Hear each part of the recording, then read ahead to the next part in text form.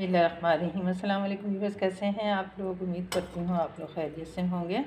अल्लाह पाक आप सबको अपने हिफ्ज़ मान में खैर आफियत सेहत और तंदुरुस्ती के साथ रखे और अपनी रहमतों नेमतों से खूब खूब नवाज़ें। आमीन सुम्मा आमीन। तो व्यूअर्स, आज हम अपनी किचन में मज़ेदार सा डेज़र्ट तैयार करने लगे हैं।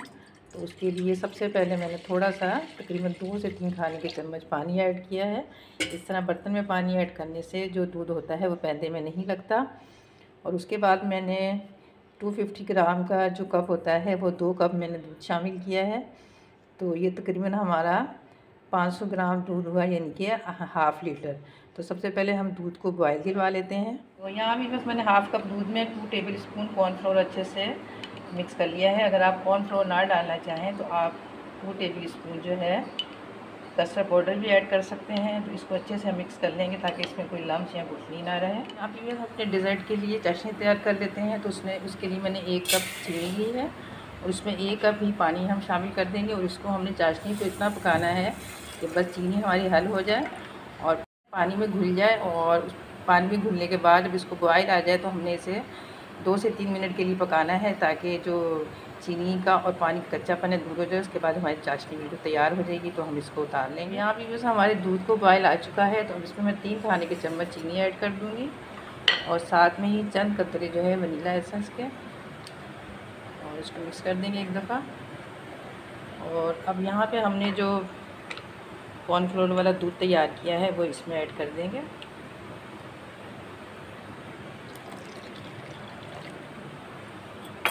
और ऐड करके अब इसको फ़ौरन से हिला दें, क्योंकि जो कॉर्नफ्लोर है वो फ़ौरन जो है नीचे बैठना शुरू हो जाता है, चिपकना शुरू हो जाता है।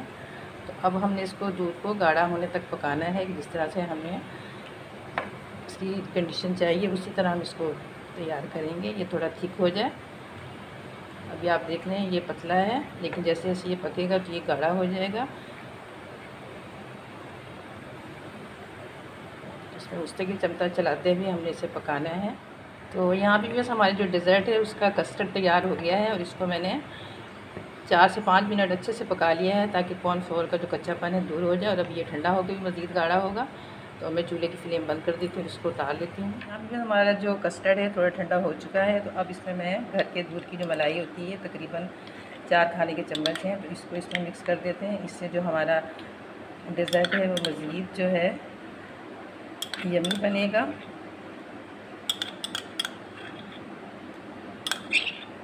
इसको इसके साथ अच्छे से मिक्स कर देते हैं ताकि इसमें कोई लम्स ना फील हो। अगर आप चाहें तो इसमें मिल्क पाउडर भी डाल सकते हैं या दूसरी क्रीम, डेयरी की क्रीम आती है या व्हिपिंग क्रीम है, वो भी इसमें डाल सकते हैं। तो चूँकि हम ये जो डेज़र्ट है कम खर्चे में लो बजट में तैयार कर रहे हैं तो हमारी कोशिश यही होगी कि जो ज़्यादा जो चीज़ें हैं हम अपने घर की ही यूज़ करें। तो इसको मैंने अच्छे से मिक्स कर दिया है।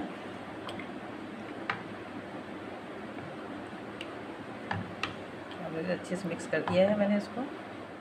तो यहाँ भी बस मैंने कुछ रस ले लिए हैं जिन्हें हम रस भी बोलते हैं और तोश भी कहते हैं, और हम हमारे यहाँ पे इसे पापे भी कहते हैं। तो सबसे पहले इसको जो है ये हमने केक का जो मोल्ड है ये लिया है, इसमें इसको सेट कर लेते हैं अच्छे से। यहाँ भी बस हमने इसको इस तरह से सेट कर लिया है और हमने जब जो चाशनी तैयार की थी वो चाशनी इसके ऊपर से डाल देते हैं। तो आप कोशिश करें कि इसमें गैप ना हो जब आप ये तय लगाएं, और चाशनी जो है वो आपकी नीम गर्म होनी चाहिए। इस तरह करके इसमें चाशनी जो है हम अच्छे से फैला देते हैं, क्योंकि ये जो तोश हैं हमारे रस हैं ये ज़्यादा मीठे नहीं हैं। अगर आपके जो है रस मीठे वाले हों तो फिर जो है आप चाशनी के बग़ैर भी बना सकते हैं, या चाशनी लगाएं तो कम लगाएं। सब में चाशनी डाल दी है। अब हमने जो कस्टर्ड तैयार किया था वो इसके ऊपर से हम इस पर डाल देंगे। तो जो कस्टर्ड है वो भी आपका नीम गर्म ही होना चाहिए।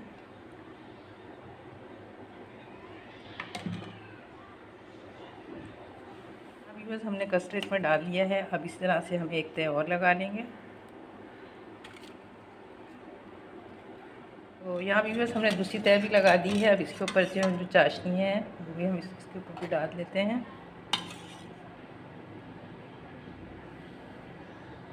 यहाँ भी वह तमाम चाशनी को डालने के बाद अब हमारा जो बचा हुआ कस्टर्ड है अब हम इसके ऊपर ऐड कर देते हैं।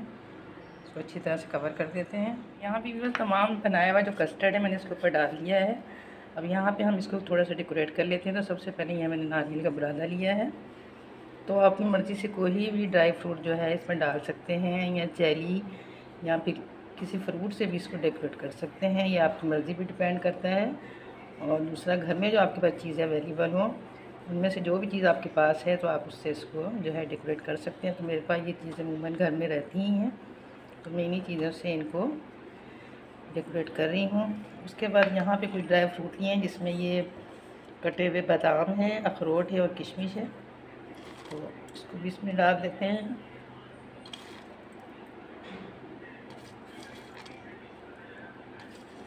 और हमारा भी वही जो पैन है ये 6x6 का है। तो आप अपने पैन के हिसाब से जो आप कस्टर्ड और जो रस हैं उसी हिसाब से आप उसको जो है लें। तो मेरे यहाँ पे तकरीबन पूरा पैकेट ही लग गया है जो 12 या 14 का होता है। और अगर आप बड़ा लें तो वो उसमें शायद आपके पैन के हिसाब से, मतलब अपने पैन के हिसाब से जो है आप अपनी चीज़ों को मैनेज कर सकते हैं। तो ये इसको इस तरह से मैं ऊपर से डाल के तो थोड़ी देर के लिए फ्रिज में रख देती हूँ ताकि ये अच्छे से सेट हो जाए। तो फिर मिलते हैं इसकी फाइनल लुक के साथ। यहाँ पे बस इसे मैंने 2 घंटे के लिए फ्रिज में रख दिया था ठंडा होने के लिए। तो अब ये सेट हो चुका है। अब फाइनली हम इसको आपको कट करके दिखाते हैं।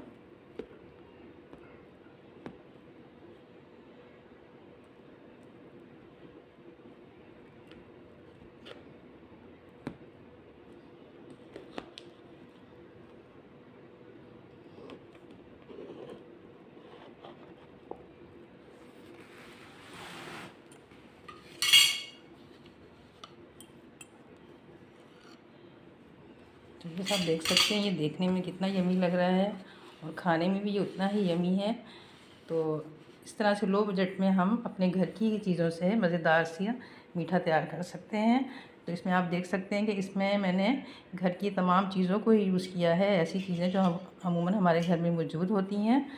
तो बस उम्मीद करती हूँ आपको हमारी आज की ये यम्मी से मीठे की रेसिपी ज़रूर पसंद आई होगी। अगर आपको हमारी आज की रेसिपी पसंद आई है तो हमारी इस वीडियो को खूब लाइक और शेयर करें अपने अहबाब दोस्त साथियों के साथ। और हमारे चैनल को भी ज़रूर सब्सक्राइब करें और घंटी के बटन को भी ज़रूर प्रेस करें ताकि आने वाली नई वीडियो की नोटिफिकेशन आपको सबसे पहले मिल सके।